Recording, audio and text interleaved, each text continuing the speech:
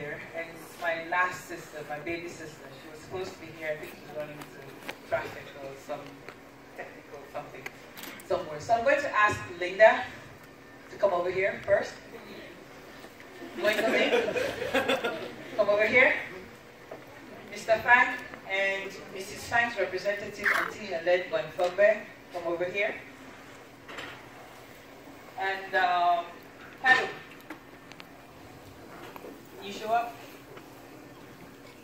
Sister Constance, over here. Aminata, over here. Very special day in my family. I know every family has their siblings, their family members. They have events that they celebrate. But this one to us is one very big event. Linda is not just Linda. Linda is an embodiment of courage, resilience.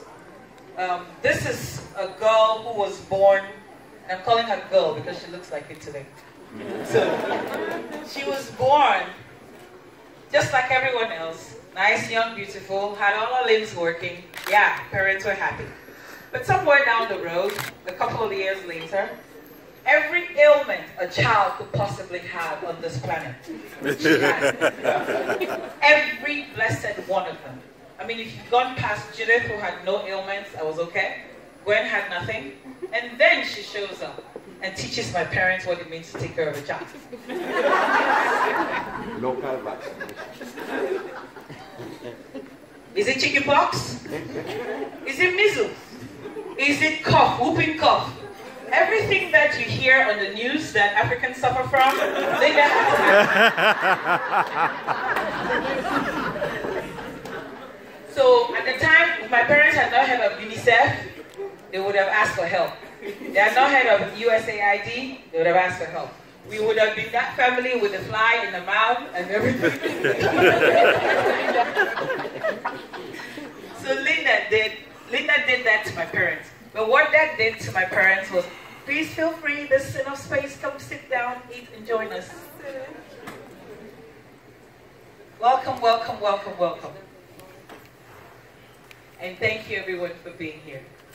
So, Linda taught my parents what patience means. Linda taught my parents what caring means.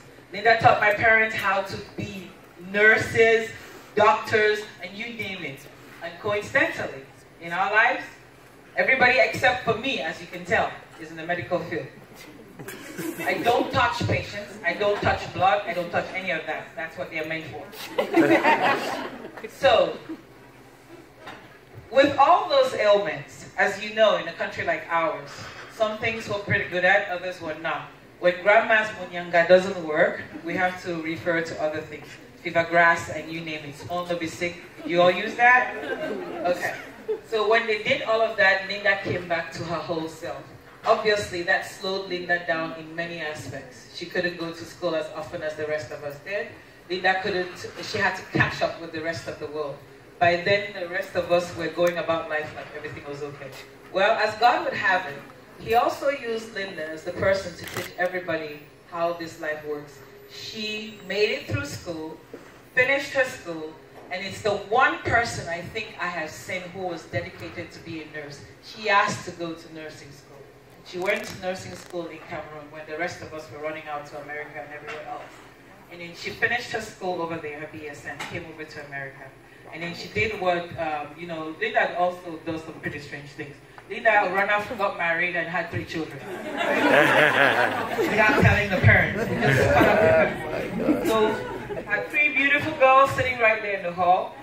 She took care of them. Obviously, as you all know, in America, having children, it has its setbacks. It would hold you back in some things. So, no matter how much of a nurse she was, other times she could work, other times she couldn't work. And so, like Mia, you're a child.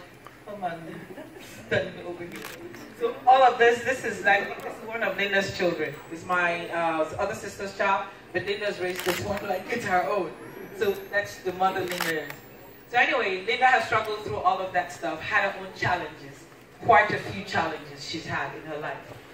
Be it struggling within her matrimonial home, be it struggling with her children, and ailments here and there. She's gone through that. On top of all that, her resilience still kept through, and she went through with her schooling and decided it was time for her to go back and actually perfect her skill. Now, when you're struggling through these things, there's a few people on here that I'd love to turn around and have you look at and really acknowledge. Aminata, for all those days that Linda comes to you when she's struggling with one child or another, the little cushion is in the house, Mabe. Come to the floor, please. This is my baby sister, Mabe. And she's one of the back who pushed Linda on. So for all those times, and Wakuna, my other sister, baby sister, she just came in with her.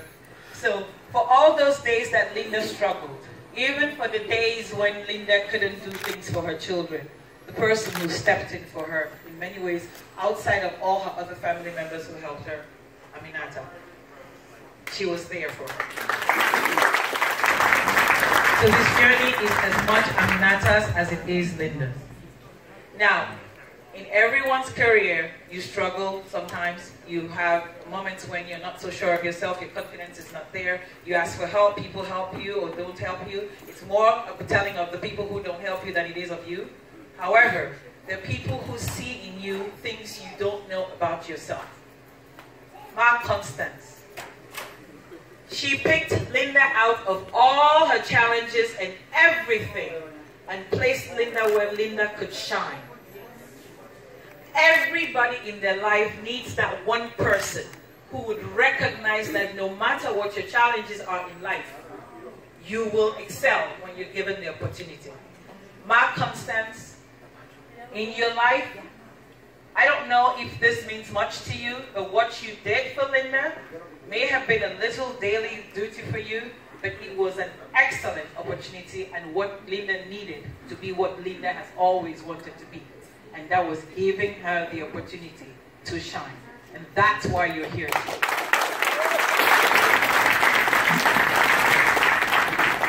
I want to cut my speech short, but I needed to say the things that I said beforehand, because we all have to lead as a community.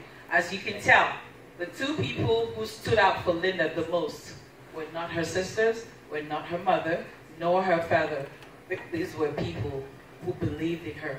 When humanity shines, everyone shines. And today we're winners because of Ma Constance, Aminata, and Linda.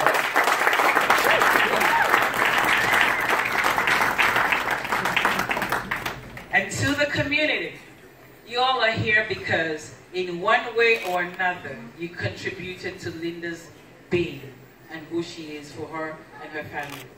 She appreciates every one of you.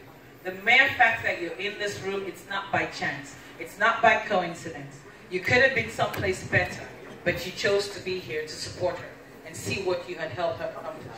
So I thank all of you for being here tonight, and I pray that you all continue to support each other, and we are now the family that we really are supposed to be. I thank you all on behalf of my sisters, my parents, and I. Thank you, thank you, thank you.